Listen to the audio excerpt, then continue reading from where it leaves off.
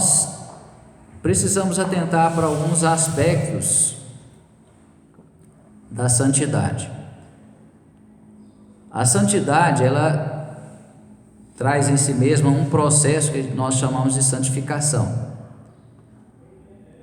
E a santificação, ela é o que vai nos aproximar de Deus, nos tornando mais santos, no sentido de estarmos mais santificados, ou que pode nos afastar de Deus, no sentido de nos tornar menos santos, ou num nível de santificação menor, como eu falei, dando o exemplo, por exemplo, da piada. Se eu ainda me divirto com as coisas que são próprias da natureza pecaminosa, eu ainda sinto prazer com as coisas da natureza pecaminosa, eu nesses aspectos, a minha santificação ou está zero ou está muito ruim. Preciso melhorar nisso. E é importante nós entendermos que quanto mais nós nos aproximamos de Deus, mais nós seremos santificados pelo próprio Deus. Quanto mais a gente se aproxima de Deus, mais o nosso espírito fica sensível para aquilo que desagrada a Deus.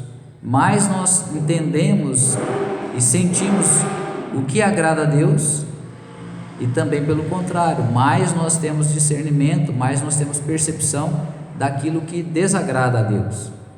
O pecado é bem claro, Deus é bem claro quanto ao pecado, Ele abomina o pecado, Ele ama a pessoa, mesmo ela estando pecando, ama a todos.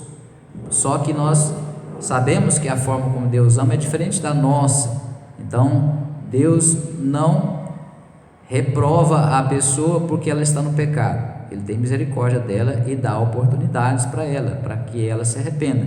Mesmo nós que hoje somos cristãos, quando nós pecamos, porque invariavelmente nós pecamos, fazemos alguma coisa que não deveríamos fazer, o Espírito Santo vai nos constranger. Quanto mais próximo de Deus, mais sensíveis à vontade de Deus, e mais nós somos constrangidos. Qualquer coisinha que a gente faz, se a gente falava, por exemplo, se a gente antes falava duro com as pessoas, às vezes ofendia as pessoas com as nossas palavras, nós fazíamos isso antes, quem sabe, eu fazia, misericórdia, né?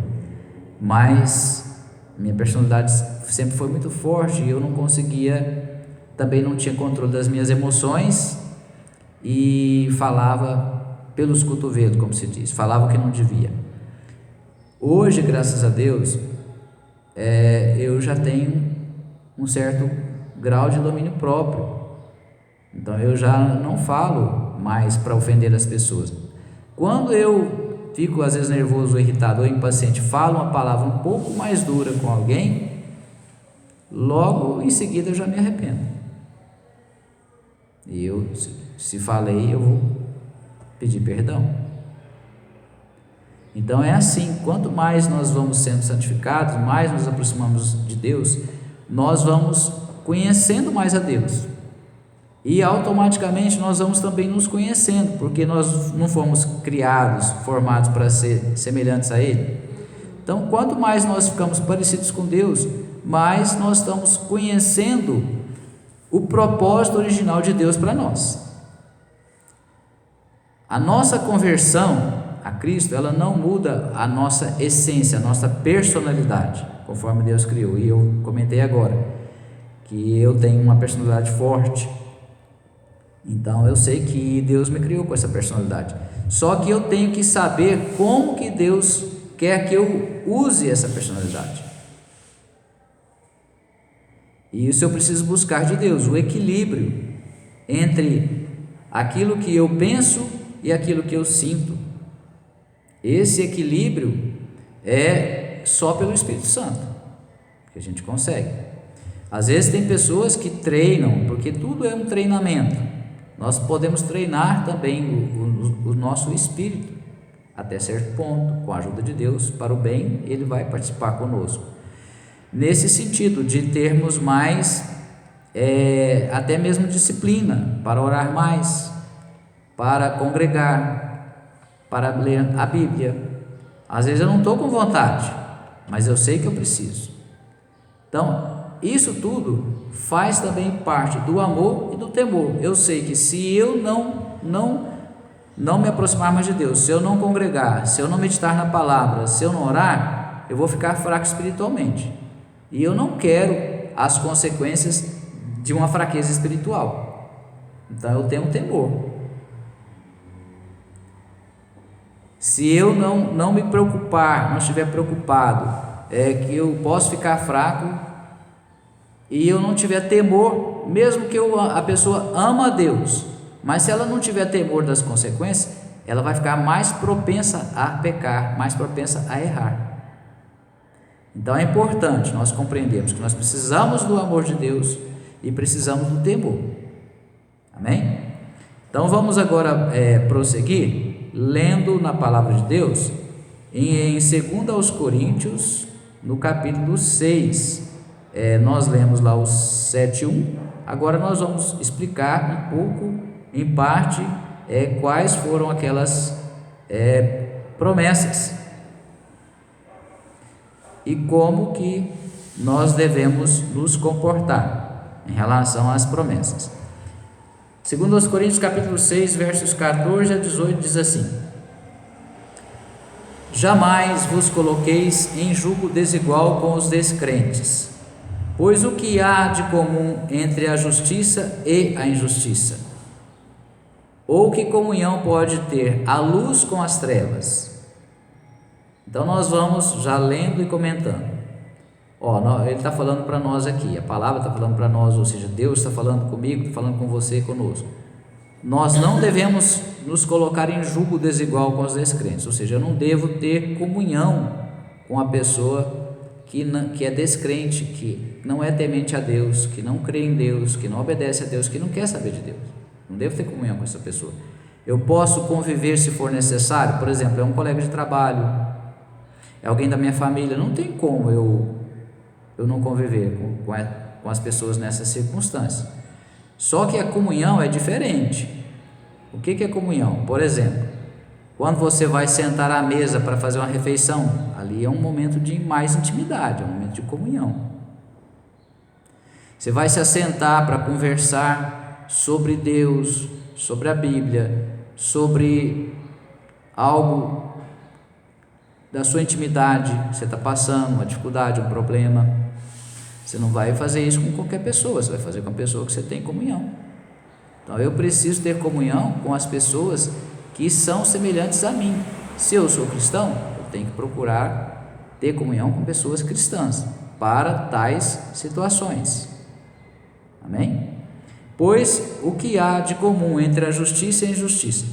Nós temos que procurar fazer tudo para sermos justos, apesar de que nós não somos totalmente justos, mas ao mesmo tempo nós fomos justificados por Cristo. Então, nesse sentido, quem não foi justificado ainda por Cristo, não é cristão, ele é totalmente injusto, à luz da palavra. Ou que comunhão pode ter a luz com as trevas? Então, quem anda na luz, a Bíblia nos ensina que não tropeça. Quem anda de dia não tropeça, quem anda na luz. Mas quem anda nas trevas está tropeçando a todo momento, ou seja, está fazendo o que é errado e está sofrendo as consequências dos seus erros, está vivendo no pecado. No 15, que harmonia entre Cristo e Belial? Ou seja, não tem harmonia nenhuma entre Cristo e o diabo. Que parceria pode se estabelecer entre o crente e o incrédulo? Nós já falamos. E que acordo pode existir entre o templo de Deus e os ídolos? Então, também, tanto no sentido templo, tanto no sentido aqui dessa casa, dessa congregação, desse local, quanto do nosso próprio corpo.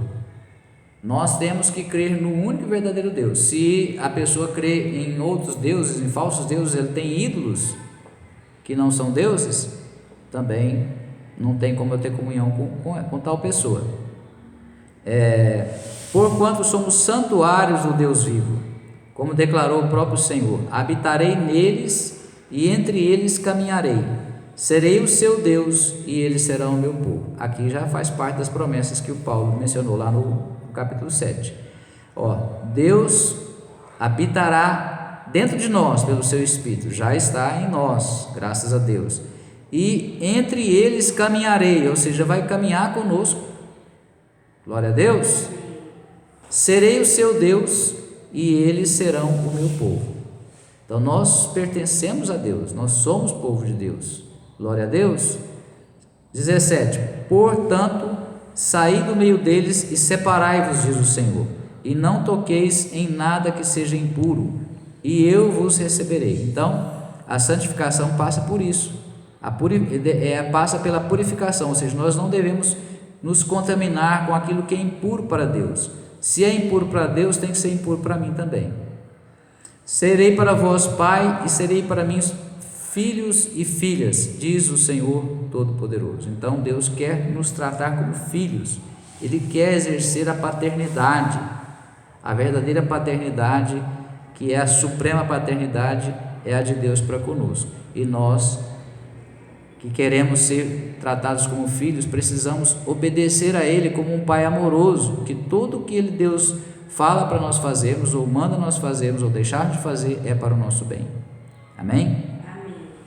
E a santidade, ela pode ser comparada, tem até uma frase de um pastor, pregador e escritor americano, que chama John Bevere. Ele é escritor de vários livros, já esteve aqui no Brasil algumas vezes. Ele tem uma frase que diz assim: a santidade é uma ponte para a intimidade com Deus. A santidade é como se fosse uma ponte. Nós estávamos do lado de lá da ponte, Deus estava do outro lado. Então, agora que nós nos tornamos cristãos, nós começamos a atravessar essa ponte. Estamos cada vez mais nos aproximando de Deus, que está do outro lado da ponte. Quanto mais próximos nós estivermos de Deus, caminhando, atravessando essa ponte, simbolizando a santidade, nós vamos nos tornando mais íntimos de Deus. Nós vamos nos tornando tendo mais comunhão, melhorando a nossa comunhão com Deus. E Deus também vai se revelando mais a nós. Ele diz assim: achegai-vos a mim, e eu vos achegarei a vós. Então, é uma via de mão dupla. Eu tenho que caminhar para mais perto de Deus, automaticamente Deus também caminha para mais perto de mim. Amém? Glória a Deus.